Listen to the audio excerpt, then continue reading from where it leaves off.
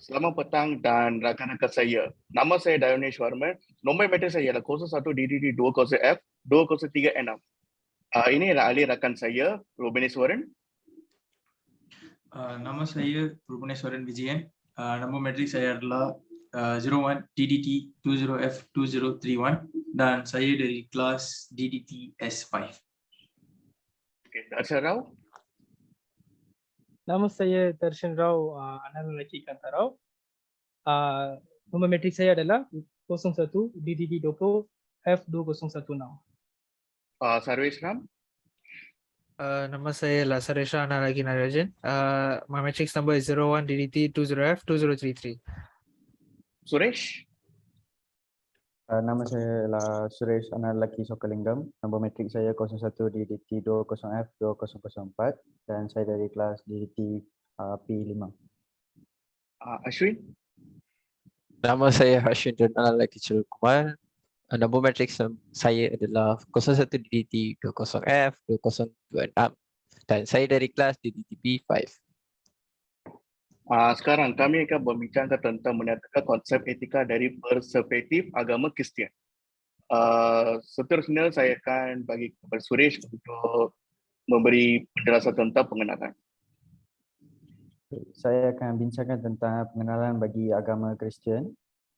Mula-mula sekali, agama Kristian adalah antara agama terbesar di dunia dan mempunyai lebih kurang 2.1 penganut di seluruh dunia.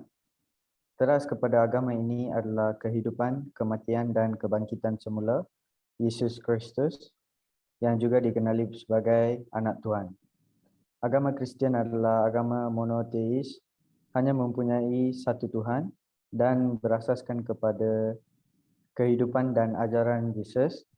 Penganut agama Kristian mempercayai bahawa Tuhan yang satu ini wujud di luar daripada ruang fizikal ini dan telah mencipta alam sekitar. Agama ini turut dikenali sebagai monotheism beretika, iaitu kepercayaan kepada Tuhan yang satu yang mendorong kita supaya mematuhi kefahaman beretika tertentu.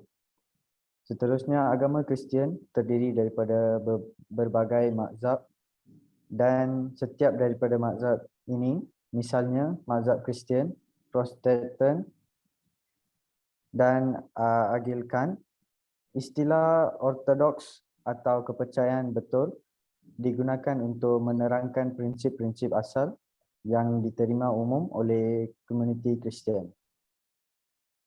Yang itu saja daripada saya. Seterusnya, Sarvesh Ram akan menjelaskan tentang asas etika.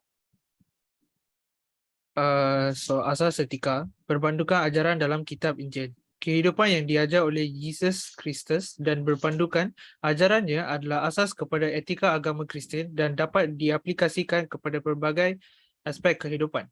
Kehidupan dan ajaran Yesus Kristus serta prinsip-prinsip moral yang digariskan dalam kitab Injil adalah berteraskan konsep cinta yang taat. Penganut agama Kristian mempercayai bahawa mereka sedang berlakon dalam drama kehidupan yang berpandukan ajaran dalam kitab Injil dan bahawa Tuhan akan membebaskan mereka. Kebahagiaan yang sejati dapat dikecapi dengan mentaati perintah Tuhan. Seterusnya, mempercayai konsep dunia akhirat. So, penganut agama Kristian mempercayai konsep dunia akhirat seperti dapat dilihat daripada pengakuan iman rasuli. Mereka mempercayai bahawa Tuhan akan menghakimi kesemua umat manusia selepas mereka menemui ajal dan bahawa golongan yang telah menerima Yesus Kristus telah diampuni dan akan tinggal di syurga untuk hidup bersama Tuhan. Mazhab Katolik Roma merujuk kepada ajaran kitab Injil, ajaran gereja serta penjelasan yang diberi oleh hukum semula jadi dalam mempertimbangkan keputusan atau pilihan moral. Mazhab Protestan pula mempercayai bahawa kitab Injil merupakan sumber yang ulung dalam mempertimbang keputusan dan juga sebagai panduan hidup. Itu saja dari saya. Terima kasih. Seterusnya, saya akan menjelaskan tentang konteks diri dan keluarga untuk agama Kristian. Penganut agama Kristian mempercayai bahawa nyawa adalah sesuatu yang suci. Kepercayaan ini mempengaruhi berbagai aspek kehidupan mereka, terutamanya dari segi isu seperti membunuh diri, penceraian, pengangguran, penjaga orang lain dan sebagainya. Penganut agama Kristian mempercayai bahawa setiap individu dilahirkan dengan matlamat hidup yang tertentu. Kehidupan ini tidak sepatutnya dibazirkan dan kita patut menghadapi setiap cabaran hidup yang menimpa kita. Mengikut ajaran kitab Injil, Tuhan telah mencipta manusia pertama berdasarkan imejnya sendiri. Ini bermaksud bahawa manusia merupakan cipta Tuhan yang istimewa dan memiliki sifat Tuhan tetapi bukan rupanya. Ini ialah kehidupan adalah suci. Yang pertama ialah menyayangi diri, keluarga, rakan dan jiran. Yang kedua ialah perhubungan baik sesama manusia. Yang ketiga ialah membunuh di dalam sesama sekali. Yang keempat ialah menyayangi semua ciptaan Tuhan. Itu saja dari saya. Terima kasih. Seterusnya, Gubernur Suara akan menjelaskan tentang 5 garis panduan. Darsa Rao untuk menjelaskan 5 garis panduan.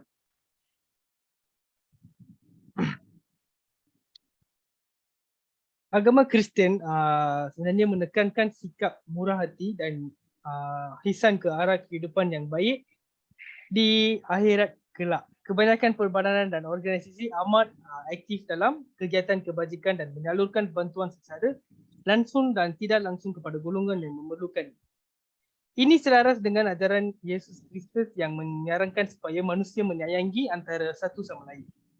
Menurut ajaran agama Kristian, prinsip yang utama dalam sebarang kegiatan perniagaan adalah menjaga maruah dan kehidupan manusia walaupun ini mungkin akan menjejaskan keuntungan yang diperoleh.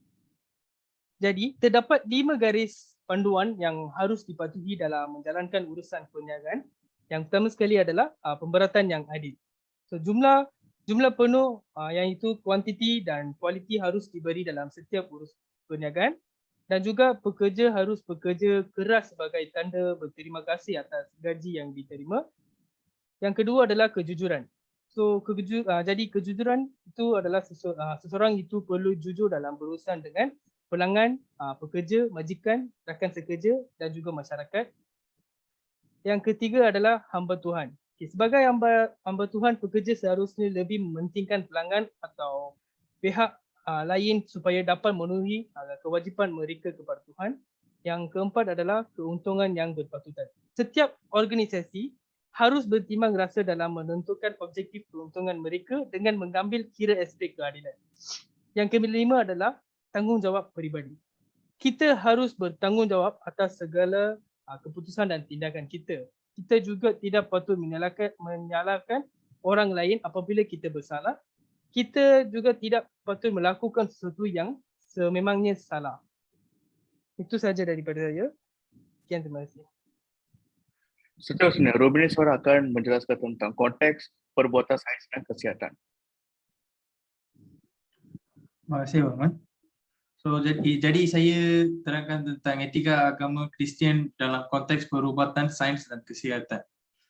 Untuk mempelajari bagaimana alam semesta dan mengharap bahawa semua manusia dicipta oleh Tuhan. Maksudnya, kebanyakan pengikut agama Kristian mempercayai bahawa sains tidak dapat dibandingkan dengan tafsiran kitab Injil. Kitab Injil telah ditulis beribu tahun dahulu untuk mewujudkan kesedaran mengenai Tuhan dan ciptanya. Matlamat sains adalah untuk mempelajari bagaimana alam semesta diwujudkan, manakala kitab Injil pula menerangkan menganggap alam semesta wujud. Mengikut ajaran agama Kristian, manusia perlu menyayangi setiap ciptaan Tuhan, terutamanya manusia. Kita tidak patut membunuh, merupakan ke-6 dan 10 rukun, dan ia menerangkan bahawa tiada siapa pun yang berhak membunuh manusia lain atas apa-apa sebab. Hanya Tuhan saja yang berhak menentukan kelahiran dan kematian seperti yang tercatat dalam kitab Injil. Gereja Anglikan mengap bahawa semua manusia dicipta oleh Tuhan mengikut imejnya sendiri. Oleh itu, nyawa kita patut dijaga dan dilindungi pada setiap peringkat kehidupan. Pengangguran dilarang sama sekali, tetapi diterima secara etika dan keadaan tertentu. Misalnya, sekiranya fetus tersebut mengacam nyawa si ibu atau sekiranya terdapat risiko yang ia akan mengalami kecacatan serius. Tuhan menggunakan manusia dalam dengan keupayaan untuk memiliki zuriat seperti mana yang dinyatakan oleh kitab Injil.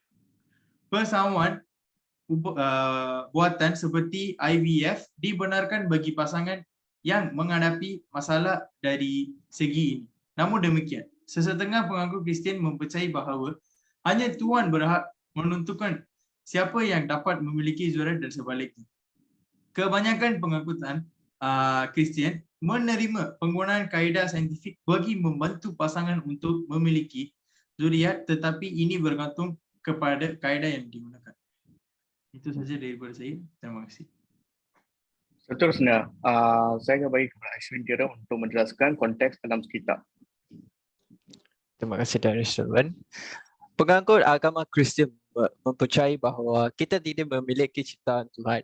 Sebaliknya, Tuhan telah mengamalkan ciptaannya kepada kita dan oleh sebab itu, kita patut menjaganya sebaik mungkin tanpa menjejaskannya melalui pencemaran, eksploitasi, perlebihan atau sebagainya.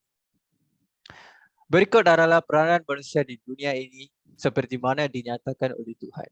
Yang perdana, kita bertanggungjawab untuk menjaga alam sekitar dan memeliharanya untuk generasi yang akan datang. Kedua, penganut agama Kristian mempercayai bahawa manusia tidak berhak menentuh hak pemilikan ke atas mana-mana ciptaan Tuhan. Yang ketiga, manusia tidak berhak mengeksploitasi alam sekitar sehingga ia terjejas. Yang kelima, manusia patut berkembang dan menggunakan alam ini dengan sebaik mungkin. Mengikut Kejadian 2:15, Adam dan Hawa diperintah oleh Tuhan supaya menjaga dan menyamai taman tersebut. Yang ini saja daripada saya. Baik, Nel. Itu saja daripada kami. So, terima kasih. Poster ini kami dihasilkan dengan ahli kumpulan kita. Dan terima kasih semua.